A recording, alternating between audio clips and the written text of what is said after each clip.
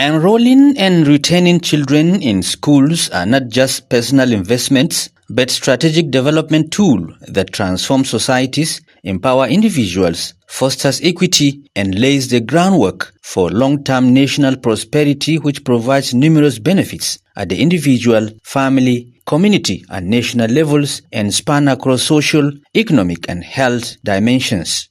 Chief of Field Office, UNICEF Bauchi, Dr. Nushat Rafiq, made the statement at a one-day engagement interactive session organized by the UNICEF Education Sector, supported by the Global Partnership for Education in collaboration with the Adamawa State Ministry of Education and Human Capital Development and Ministry for Local Government and Chieftaincy Affairs, with traditional leaders who are expected to play a pivotal role as key education champions within their domains in leading advocacy efforts that promote school enrollment, especially for girls, and ensure that children remain in schools. A child is not only one child. A child is going to be a whole family in future.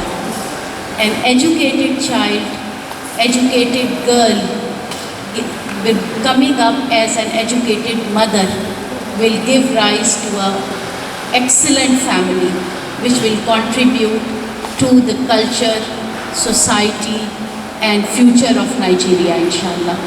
And we really want to see it very bright. We want to see it successful, and we want to see Nigeria shining over the globe of this earth. There should be no child left behind when it comes to schooling, and also within the schools need to be safe, teachers need to be trained, and children needs to be taught at the right level they deserve.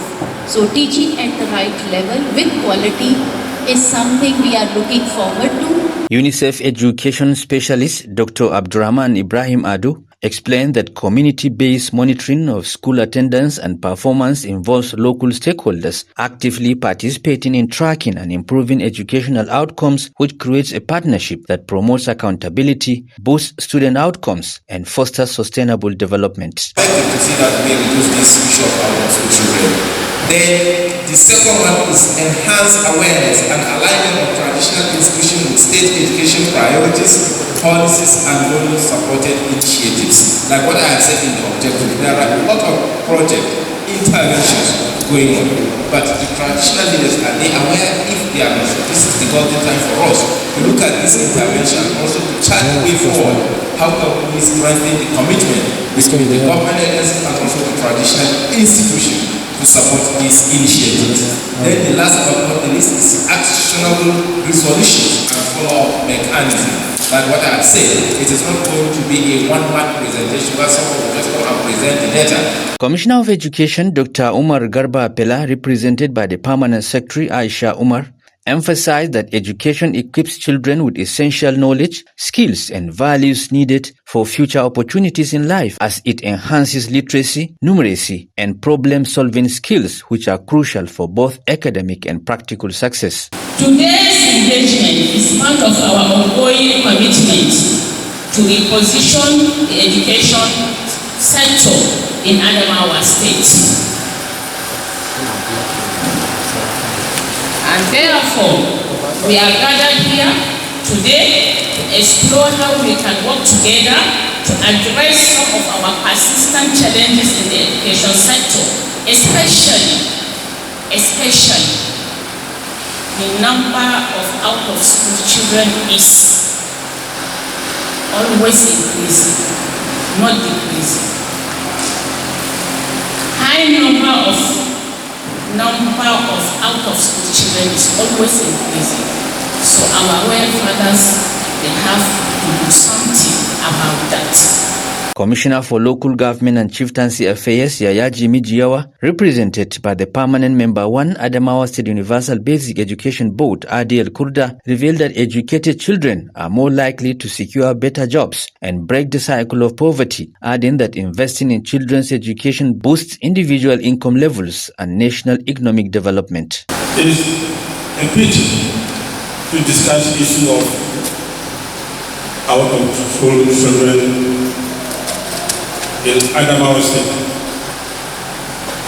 This is an issue that we have been discussing This is an issue that we have been addressing. That is why His Excellency, the Governor of the state, put education priority number 1, 2, and 3. Simply, if you have educated people in the society, you will have peace in that society, you will have progress in that society, you will have less criminal tendencies in the society. And today we are addressing the issue. Hama Bachama Homon Ismaila Daniel Shaga posited that educated individuals are also more likely to make informed health decisions, reduce child and maternal mortality, and avoid preventable diseases, commending the organizers of the interactive session for including traditional rulers, noting that they have a crucial role to play in the development of education, regretting their limitations within the traditional councils.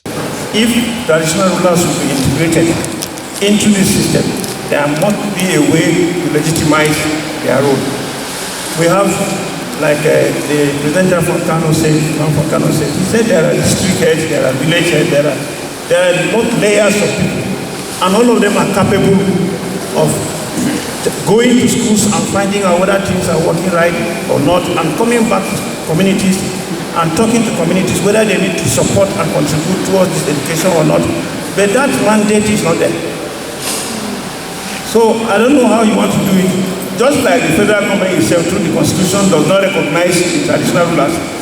The education sector too, it's only ceremonial. When it is ceremonial, we meet. But beyond the ceremony, well, we don't play any role that should be effective to affect education. And every father is interested in the education of his children. UNICEF has revealed that the number of out-of-school children in Nigeria has soared to 18.95 million, underscoring the country's deepening education crisis, with areas like Guyuk, Numan, Jada, and Demsa identified as having the highest boys and girls dropout rates in the state. Hamabachama, Hamabata, Murumbula, Amna Sheleng, Kwandi Nungraya, and Ganwari Ganye, alongside senior government officials and stakeholders in the education sector, attended the interactive engagement to see the possibility of changing the ugly trend in the education sector.